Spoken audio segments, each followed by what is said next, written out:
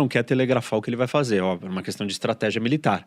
É o mínimo, né? Outro dia eu ouvi um Isso. veículo de mídia falando, Putin disse que não vai atacar ainda. Eu falei, bom, se eu for atacar, eu vou falar, amanhã ao meio-dia estou atacando. Isso, então, Não, né? mas aí, olha que situação complexa do ponto de vista da estratégia. Ele não pode dizer que ele vai fazer, só que tá todo mundo parado na fronteira. Como que ele vai criar uma situação aonde o primeiro movimento que ele der não telegrafe, não avise para o inimigo o que ele está fazendo? Porque, óbvio, estamos falando de guerra. O ápice da guerra é você fazer uma coisa Você surpresa. atacar primeiro, né? E atacar em surpresa, né? Para o outro não ter reação. Uma das possíveis interpretações tem tanta gente ali, porque ele vai simular uma coisa de um lado e, de repente, quando tá todo mundo achando que aquilo tá acontecendo daquele jeito, ele vai mexer no Vai ser um outro sinal. canto. Então, por isso também a quantidade, mas a quantidade, né, ou mesmo que seja esse o caminho ou a estratégia, não dá para você tirar que alguma coisa ele vai fazer. Quer dizer, eu não consigo enxergar uma saída da situação que ele se colocou. E eu não acho que ele se colocou sem querer nisso. Agora, o que pode acontecer é que se mantenha a situação por um bom tempo, né? É claro que depois dessa janela, a partir de abril, uma invasão fica muito mais complexa por causa das Do ponto de condições vista logístico, climático. Mas Também tem uma questão financeira, de claro, manter essas tropas ali. É caro manter paradas. as tropas lá. Eu também concordo que uma ocupação é cara e não seria tão popular, porque aí você vê a população Esfria. russa começa a ver também os caixões com a bandeira russa voltando. É muito... A ocupação soviética do Afeganistão foi muito pouco popular. Então, existe um risco também, porque pode haver uma maior resistência contra isso, né? Como aquele general, eu não acho que ele representa boa parte da população russa, mas existem algumas críticas internas. O problema com tudo isso realmente é que, mesmo com esse cenário descrito aqui pelo Reni, né, de pegar essa parte do sul da Ucrânia, você teria uma reação econômica grande. A Ucrânia entraria em confronto direto, o exército ucraniano combatendo tropas russas nessa região. E a Rússia não é só um grande exportador de energia, mas, por exemplo, também de trigo. É o principal exportador de trigo do mundo.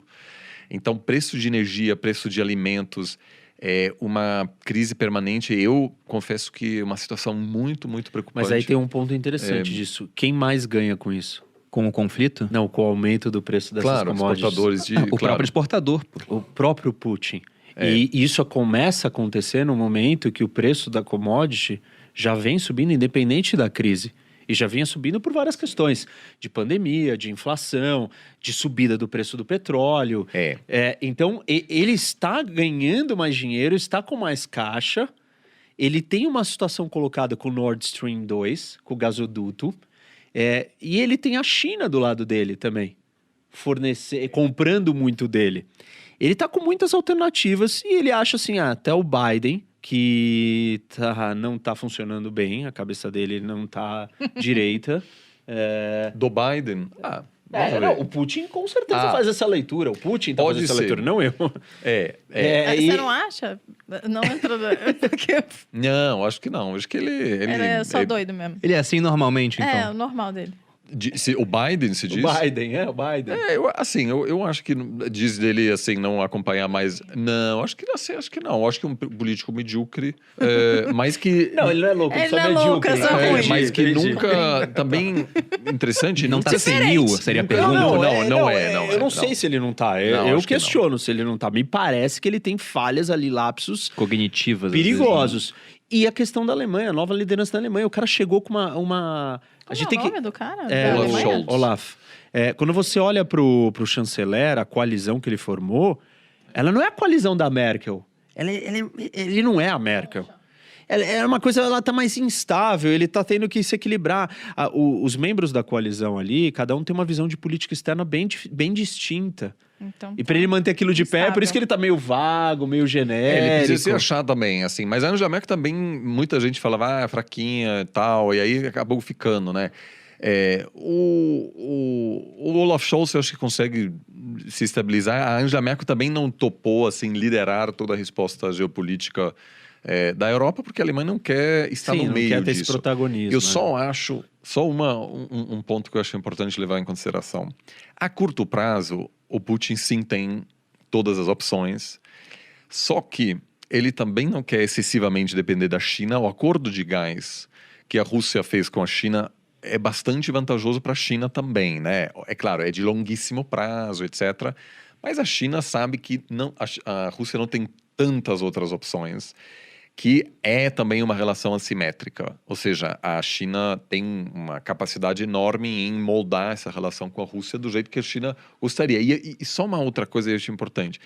Se a gente realmente for para a decisão de não operacionalizar o gasoduto, os ambientalistas na Alemanha, na Europa, que promovem uma virada energética, que eles chamam, né, dizendo que a Alemanha precisa apostar Revolução Verde.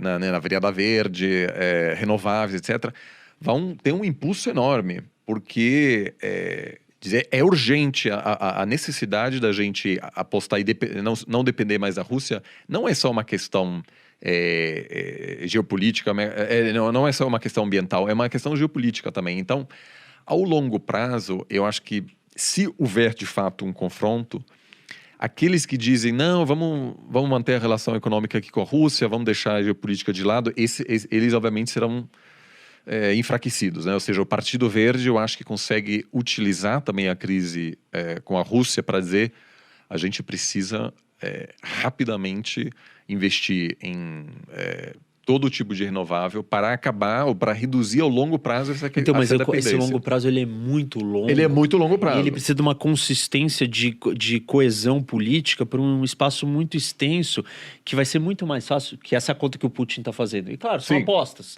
políticas, né, de cenários políticos. E o Putin está falando assim, mesmo no longo prazo, eles não vão conseguir se libertar de mim. A Europa vai depender de mim energeticamente.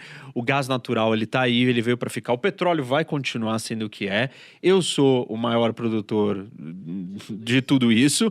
A China não vai parar de crescer, vai precisar do meu, não tenho o que fazer. E eu tô agora numa posição lidando com líderes novos, eu tô melhor. Sim. Eu tô melhor e mesmo lá na frente eu não acho que vai mudar. Então eu acho que o Putin, ele tá fazendo esse cálculo e falando, essa é a hora de eu fazer esse movimento. Claro. O que eu tô curioso para ver é qual vai ser o teatro que vai ser criado pro início do estopim e do movimento inicial. Porque não vai ser assim um dia, Rússia por nada, eu não acho, né? Dado o histórico dele. Rússia por nada, tanques se movem e cruzam a fronteira. Não, vai acontecer alguma coisa. Eu acho que até, não vou falar que é meio óbvio, né? Mas, se ele não receber um ataque inicial, ele simula um ataque. Não, é isso que eu tô dizendo. Eu tô falando de uma simulação, né? Eu não acho que ele vai receber o ataque, eu acho que ele vai simular. Mas eu tô curioso pra ver qual vai ser essa simulação e sobre o quê. O que ele vai... Porque assim, pra ele ter todo esse número de gente ali, não pode ser uma coisa tão pequena, entendeu? Não, e você colocou muito bem, né? O cenário estava desenhado para ele. Porque nessa hora que o pessoal fala, vamos fazer sanções, a Europa tá batendo 5% de inflação, os Estados Unidos 6%, aqui a gente bateu 10%, o mundo está sofrendo com inflação. Claro. Ele controla essas commodities energéticas, ele tem poder para impactar o mundo todo. Então, na hora que o pessoal faz sanções, a inflação aumenta, os políticos ficam impopulares.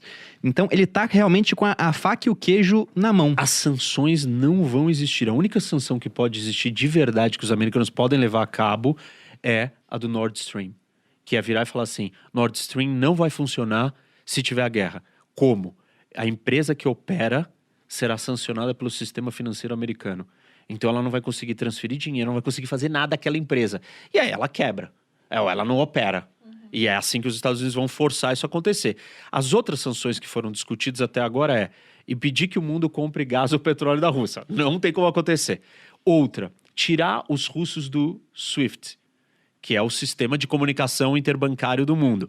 Se acontecer isso, você força a Rússia a sair de vez do sistema financeiro internacional. E na hora que você fizer isso, a China vai olhar e falar assim, eu não posso estar nesse sistema mais. Então você empurra, é uma decisão estratégica que provoca no outro lado uma reação. Que é uma reação que você não quer que aconteça, porque você quer continuar tendo esse poder. Mas você tem que usar ele em dosagens, para você não provocar uma reação do outro lado a ponto daquele remédio ou daquela força que você tem nunca mais ter efeito em você. Então os americanos não vão a esse ponto. Eles fizeram isso com o Irã. tiraram o Irã. Mas é o Irã, né? Exato, é o Irã, é outra história, era outro contexto. E houve um apoio até dos russos e dos chineses no Conselho de Segurança, na ONU, de certa maneira, a incrementar e escalar as sanções contra o Irã. Mas dessa vez, isso não vai acontecer. Então, eu não vejo nenhuma sanção que tenha impacto real sem backfire, né? Sem voltar de volta para quem criou ela. As sanções, isso eu acho que me parece evidente, assim, né? Uma sanção dói também aquele que inicia, porque pode haver uma espiral aí, porque precisa haver uma resposta. Aliás, foi interessante que em 2015 eu fui para a Rússia e um colega meu me levou para um supermercado. E a gente entrou e ele falou, essa aqui é a carne brasileira. Eu falei, tá, mas ele falou, isso aqui é novo, isso é só desde 2014. Por quê? O que aconteceu? Depois da invasão da Rússia na Crimeia, houve algumas sanções do Ocidente e, em resposta, os russos impuseram sanções contra a carne da União Europeia. E quem se aproveitou dessa lacuna, dessa demanda, foi a carne brasileira, que acabou chegando e, de fato, teve um aumento no comércio bilateral entre Brasil e Rússia. Se deram bem, tô comendo melhor carne, inclusive. Então, eu falei isso pra ele, essa carne é excelente, cara, tem que comprar essa carne, tá bom. Essa carne Mas assim, mesmo. então então muitas sanções, elas não têm um objetivo no sentido de querer fazer o outro mudar de opinião, né? Ou seja, os objetivos das sanções geralmente não têm o efeito desejado. Muitas vezes nem sequer se sabe qual é realmente o objetivo. É uma maneira do político dizer, de responder, estou fazendo alguma coisa, né? Então, assim, eu acho que haveria sim algum tipo de resposta, mas que dói muito aos europeus e vai doer aos Estados Unidos menos, porque não depende tanto da economia russa. Mas eu acho que meramente o cenário da maior operação de guerra na Europa desde 1945 produz um efeito péssimo na economia global. Eu espero que não cheguemos nesse ponto de ter essas sanções, mas em geral a minha percepção é que as pessoas não apreciam o perigo que está ali instalado. Sobretudo porque não tem uma saída simples diplomática. É uma situação que pode permanecer por um bom tempo e em algum momento vai estourar. O maior sucesso não seria uma solução definitiva e os russos dizem, então vamos fazer assim e vai ficar assim para sempre. Seria uma paliativa mesmo. Postergar, deixar para lá, e aí a gente daqui a alguns anos ou décadas a gente volta a ter esse problema. Isso que me preocupa, não tem uma solução aí, porque deixar todo mundo bem e dizer, então vamos virar a página, é uma ilusão, né? Porque isso começa em 91, né? Desde 91 sim. é uma sequência de problemas ali, Revolução Laranja, queda de presidente, aproximação ou não da União Europeia, Crimeia, rebelde no leste da Ucrânia. Tipo, nunca parou. É a arma nuclear que tá lá e tem que trocar. Enfim, os problemas todos no mundo, eles são difíceis de serem resolvidos. Eles não...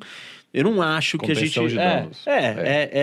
Não é resolução de conflitos, mas é gestão de conflitos. A gente fala muito sobre isso no Oriente Médio, né? Que você não consegue resolver alguns daqueles problemas. Você tem que gerir eles, manter eles ali para que não vire, não exploda. O que eu acho preocupante, o que a gente tem que estar prestando atenção, é o olhar da China. A China está com uma lupa, assim, analisando cada passo, cada ação e reação do Ocidente, da Europa, da Alemanha, da França, dos Estados Unidos, da Rússia, e medindo, porque ela está interessada. Tem um outro ponto que agora eu lembrei, que que eu não comentei, ou que você também não comentou, que eu acho que é interessante, que os russos se prepararam não só com a quantidade de reservas, mas com a desdolarização da sua economia. Então, os russos estão parando de usar dólar. E eles têm hoje a maior reserva de ouro do mundo, porque eles precisam usar outros meios de pagamento. Eles já perceberam quando eles foram sancionados, depois da Crimeia, de 14 em diante, isso afetou bastante as transações financeiras deles e agora eles se prepararam também. Eles estão diminuindo a quantidade de dólar nas suas reservas, estão diminuindo a participação, estão criando e comprando e vendendo para a China sem usar o dólar. E isso é parte de todo esse movimento, dessa estratégia.